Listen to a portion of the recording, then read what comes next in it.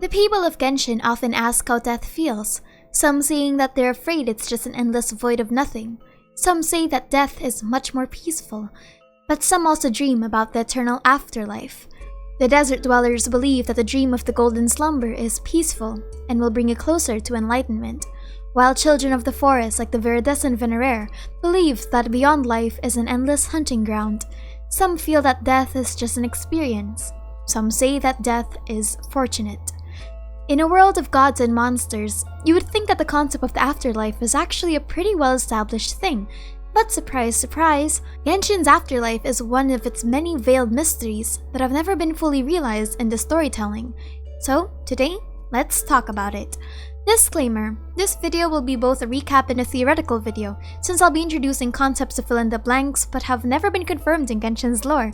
Okay, let's begin. Before we can talk about the afterlife, we need to talk about the concept of death.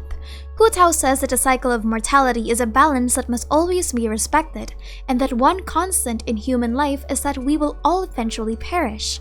But we know in Genshin's lore that this isn't completely true, so we should widen our perspective of death. Death in Genshin's world has multiple contexts. First is the evident snuffing out of life.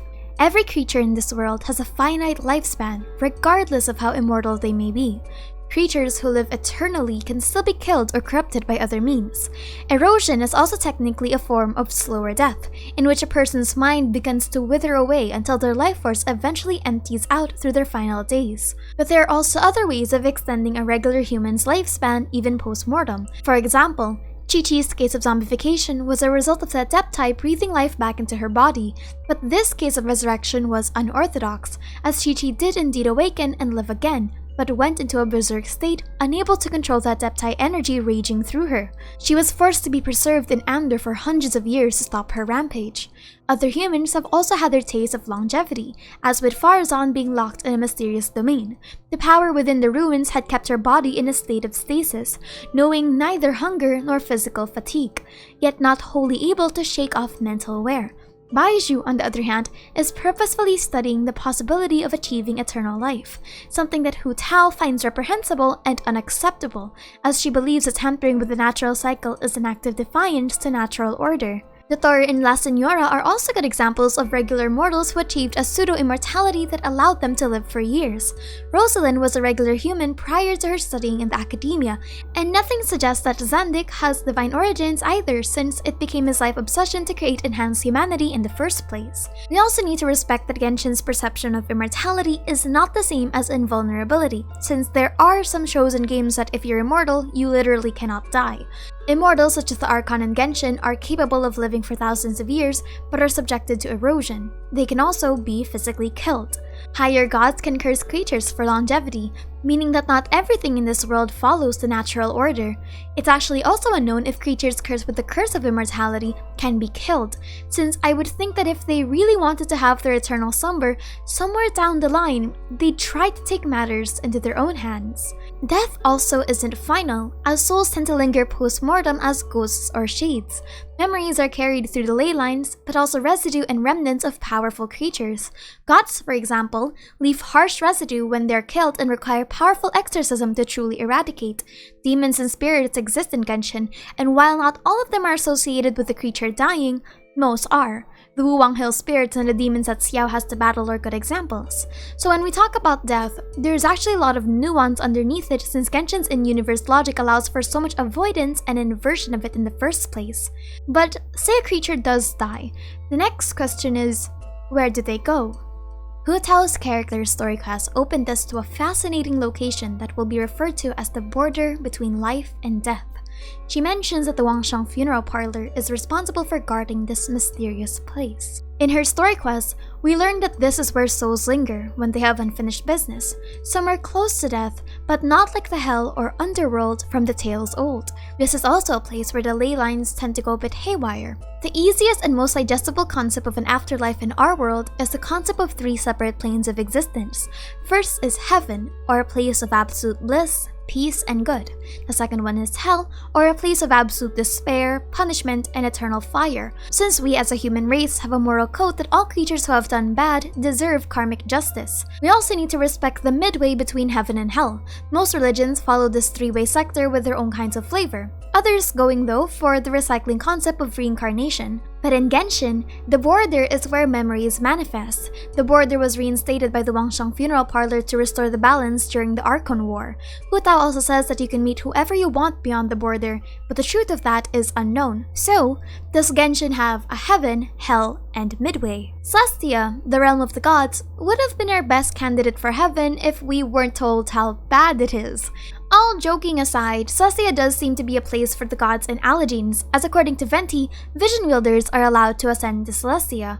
Although, we don't know if you really need a vision to ascend there, because we don't know if Guhua and Vanessa, known ascenders in history, have a vision, because no recorded history would say so. So that's actually why I don't believe that Celestia should be considered as heaven, or at least, this isn't where all good dead souls go. If Celestia is heaven, then shouldn't Makoto and other gods' remnants that perish be up there in the physical citadel, since Celestia is a physical location that can either be seen or visitable? Or else A and Venti's losses would have been for naught if they could just visit the dead souls of their loved ones. Furthermore, you know what I find fascinating? Barbados, Morax, Brewer, Baal, Beelzebub, and Fossilor all have demon names and are known as demon gods in other translations, along with other gods that participated in the Archon War. Not to mention this leading theory that this realm of Celestia looks like a panopticon, or the structure of a disciplinary prison cell, which doesn't really give me confidence that the Garden of the Gods is all that great. So if Celestia is our closest concept of heaven, is it even a good idea to say that Genshin has a concept of heaven in the first place? But then we also wonder if Genshin has the equivalent of hell or the underworld. Granted, I have no idea what Hu Tao says in Chinese, Japanese, or Korean versions of the game, and if it was the word hell, but there does seem to be in-game legends surrounding that concept. We also do have to respect that the Abyss, or the Void Realm, which should be our closest depiction of hell, is not synonymous to the underworld. There's nothing about the Abyss that even remotely suggests that it's connected to dead souls, except maybe the sinner from 3.5. It's actually even more possible that human souls depart differently from elemental and divine souls. What if humans can travel to this mysterious afterlife or ascend to Celestia, but gods don't have that luxury of having a soul that passes on? Remnants of gods constantly linger, such as gods that gave away their physical body, or just left behind their energy. What if the gods' energy, essence, and souls are just recycled back into Devat's ley lines, instead of ever passing on entirely like humans would? Now, a fascinating question is that, is there an existence of a god of death? I actually opened this topic in two of my previous videos where I theorized that Genshin has a god of death that leads souls to the afterlife and also manages the passing through the border. To provide a quick summary, I gave two potential candidates. Venti showed on screen to be the strongest candidate for the status of a god of death allegory, because of his scene in his character's Story Quest 1 and animal being an element closely associated with grief, loss, passing, and acceptance. The wind carries souls to distant lands, and most characters with the animal vision have experienced loss or death of a friend, family, or master in the past. But another commenter pointed out that the god of death may be a shade of the primordial one, and is actually one of the higher gods of Celestia. This is because of the theory that the artifact names are connected to the four shades: the flower of life, the plume of death, the circlet of Logos, the goblet of Eonotham, and the sands of time. Time is an obvious connection to Istaroth, while Eonotham, or space, may be a connection to the sustainer of heavenly principles. The circlet of Logos is also a good connection to Paimon and her crown, which leaves us with life and death being other shades that could very much have connection to the circle of life and death in Tevat. The problem with this theory, though, is that the heavenly principles was known to have been inactive after the Cataclysm, as we hardly see any notion of Istaroth and the Sustainer after the opening cutscene, meaning if the god of death is a celestial shade and they were associated with the heavenly principles, then wouldn't the concept of death itself also somewhat be affected since the god that's supposed to be presiding over it is inactive? But let's humor the existence of a deity of death for a while. The god of death's role would be to oversee both the regularities and irregularities within the circle of mortality, as their name would imply. It would be similar to the role of the psychopomp, a creature from mythology that describes spirits, angels, demons, or deities whose responsibility is to escort newly deceased souls from Earth to the afterlife. Kind of like how Hu Tao and the Wangshang funeral parlor's responsibility to oversee the natural order is from the human's perspective, the god of death has authority authority over who dies and who doesn't? What if it's because of the god of death that the humans of Conrio were never able to truly perish? Now that's an uncomfortable thought. But that's it for me today. A shorter video for me since the next few videos will actually be a lot of work. I'm still pacing myself while taking a break since there are just so many topics in Genshin that I want to talk about. But speaking of something that is cursed to live forever, next video is going to be ultimately fascinating. But anyway, that's it for me today. My name is Aster and thank you for chilling with me.